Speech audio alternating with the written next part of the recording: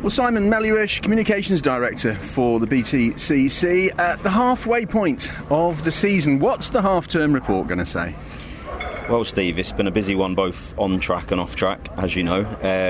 But on track it's been fantastic. I mean, 9 different race winners in the first 12 races so far, which is absolutely incredible number.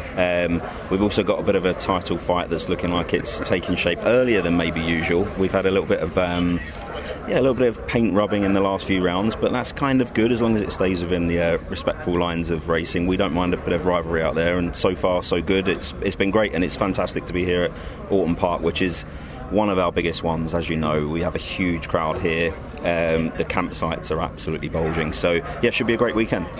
Lots of talking points from the season so far. Tyres being one, the new reallocation of the way that turbo boost, the Toka turbo boost is used. That's changed the racing. The fans are all saying, wow, it's been a great first half.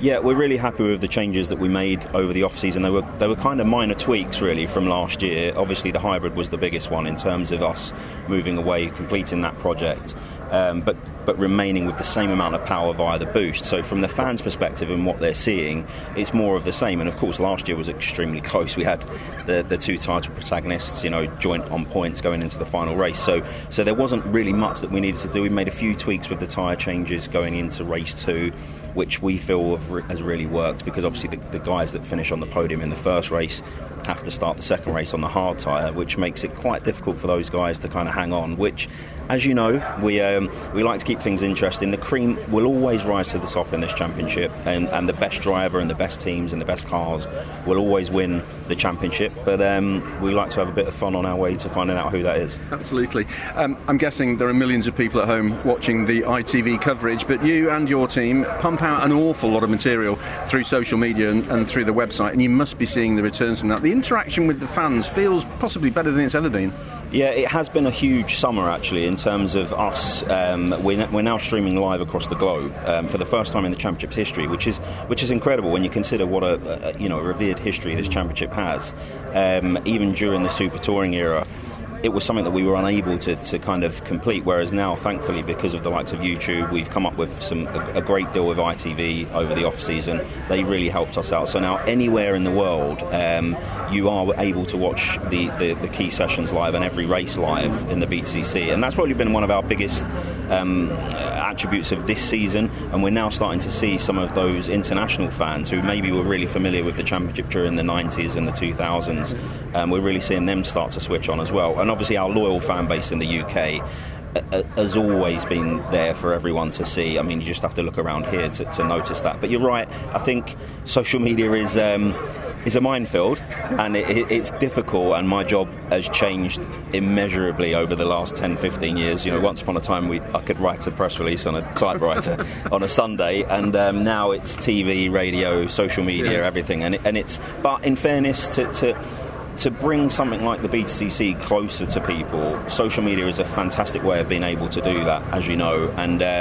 we do our best to try and make our fans feel as much a part of the championship as possible. And social media is very much two-way traffic, isn't it? Because now the fans have many more platforms to share their opinions, and they're passionate, they're vociferous. They sometimes don't like what they see, and that lands in your inbox. Yes, it does, yeah. They are not backwards in coming forwards and telling us if we've done something wrong. But we're all for that. Look, we are not perfect. I am not perfect. I've been in this job a very long time, but I still learn every day, and I take feedback from, whether it's internally within the paddock, our fan base. We're constantly trying to strive. Of course, look, we do not have Formula One budgets in this paddock, so we actually need our fan base to help us as much as possible, and I think we would be nowhere without them.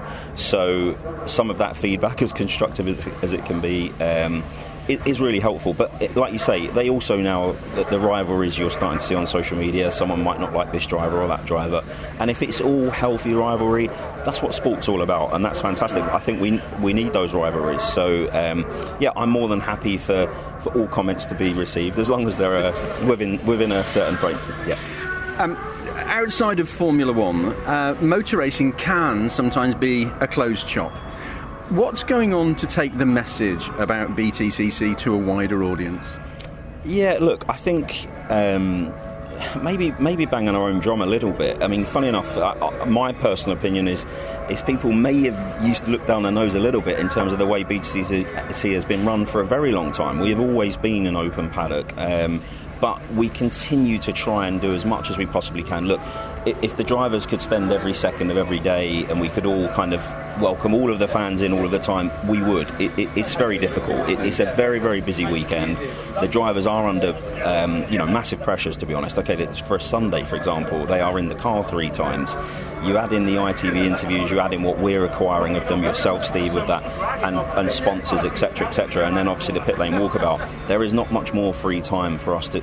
We are doing as much as we can, but you still learn, you still progress. And I think when you look at some of the other major championships in the world, they have kind of more come around to our way of thinking, in my opinion, over the last 5 to 10 years, where some of these events may have felt super exclusive, and I feel like people now recognise the huge importance of the fan base. And look, any major sport without its followers and without its fans, we wouldn't be here. And we have to appreciate that, and we love it. On a race weekend, teams, sponsors, fans all come to a circuit which are often close to towns, cities, and in communities. And I know that you and Nick Hamilton have been taking the BTCC message into the local community, haven't you? Yeah, we have. I mean, we try and do a kind of a media event on a Friday when we travel to each community. And yesterday was absolutely fantastic. We were invited down to Leighton Hospital. We've been working with the guys there, and we took Nick Hamilton, Max Hall, Dexter Patterson, a load of goodies with us, and we met the staff in Leighton Hospital, and we also met some of the patients. And I must admit, it was a wonderful trip. Everyone on both sides really, really enjoyed it, and it was interesting meeting the staff as well. And I must say a big shout out to the guys, because of course we met lots of doctors, lots of nurses, but what we did get to hear about yesterday, which I was really fascinated by, and none of us really think about it, was the ongoing workings of a hospital.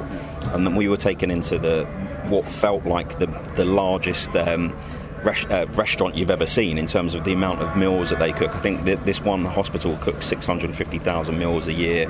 We went into the engineering room, so there's a bunch of guys there, quite like a pit lane, to be honest, and they're working on the machines that are keeping people alive effectively. So there's all of these roles: electricians, the unsung heroes, probably. I mean, the doctors and nurses will kill me for saying that, of course, because yes, without them, they do such an incredible job. But it's fair to say, a bit like our marshals and stuff, there was a lot of similarities within the ongoing workings that we were sat there and we were going, like, the things you're talking about are actually very similar to kind of running a race event. And without every little cog, the bigger cogs can't move. And I think that's the same for here. I mean, you come here, Steve, if we're here on a Wednesday, or a Thursday, and Dan Mayo's setting things up, and everyone's here putting the place together, it's not the work of a minute to make this look and be presented. But yeah, the guys did a great job. I mean, we really enjoyed meeting the patients, and Nick Hamilton, fantastic ambassador for himself, first and foremost. He should be very proud of himself, but also for this championship. We're very lucky to have him. He spoke fantastically well, and he's just one of those guys, isn't he? People just gravitate towards him. He's got a natural brilliance about him, and he was fantastic. So yeah, very enjoyable, and certainly we'd love to visit more hospitals and community centres and stuff around the country. As I say, we are trying.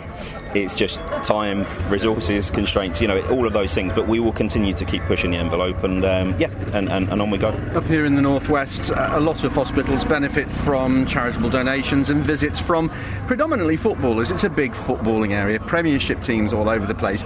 Really good, though, to take the drivers in, and that must have been a bit of a difference for the people at the hospital. Yeah, did they recognise anybody? They actually did. I mean, I'm with you, Steve. I was kind of worried as the comms director. You're kind of thinking, oh God, are we going to walk in here and tumbleweed just sort of float through the because of course they might be used to the likes of Manchester City, United or Liverpool players coming in to see them. But to be honest, so many people knew the BTCC, and of course, yes, Nick is a familiar face, and people wanted to ask about his brother and other things. But it's actually quite staggering. Yeah, we're not the Premier League. We totally understand that. But I think, of course, everyone drives a car So there are, I think when people see and hear, even if they're not into motorsport, they hear, oh, there's racing drivers here. And I think it's one of those professions, isn't it, that always intrigues and excites people, whether they're into the sport or not. And the more we spoke to people, even those that hadn't really kind of heard, were all extremely interested, engaged, and hopefully coming down to Alton Park this weekend. That would be great, wouldn't it? Just finally, when we pull the shutters down here at Alton Park, there is a summer break. Everybody gets to put their feet up. Well, I say everybody gets to put their feet up, but that actually doesn't happen over the summer break, does it? No, there is no break in motorsport anymore, if I'm completely honest. I think people always ask me that a lot. What do you do when you're not racing? And it's actually very hard to explain, to be honest, because I'm not sure I even know half the time. I think Alan, if you ask Alan the same question, oh, what did you do over a weekend? It kind of flies by, but you're so busy. I think, weirdly, the race weekends for us are... it's weird to say that they're more relaxed. They are hugely busy, but they are the bread and butter of what we do, and therefore they run to a certain order. We all know what we're doing. The off-seasons and the mid-seasons is where we actually have to do most of our work, because there's a lot of planning that goes into place. We've captured a load of content, because things like now, we have a 5-week gap to fill, for example. And we're working closely with the sponsors, and we've got lots of guests this weekend, of course, from the likes of QuickFit, Goodyear, and Liquid Moly as well, who've come on board in the last 12 months. And obviously, as you know, we keep a lot of our sponsors are loyal and have been here for a very, very long time. I think Liquid Moly is probably the newest of the gang, and it's great to have them on board as well. So yeah, there are a huge amount of meetings, a lot of planning. It doesn't just work by magic, us all turning up here, and it's not a huge team either. I'm sure, well, I know some numbers of some other comparable championships, shall we say, and trust me, everyone who works within TOCA and the surrounding area do an absolutely unbelievable job, because it's hard work, but we all absolutely love it, and we will be extremely excited to come back again at Croft, and then the run through to the finale. Simon Melluish, thank you very much. Cheers, Steve. Thanks.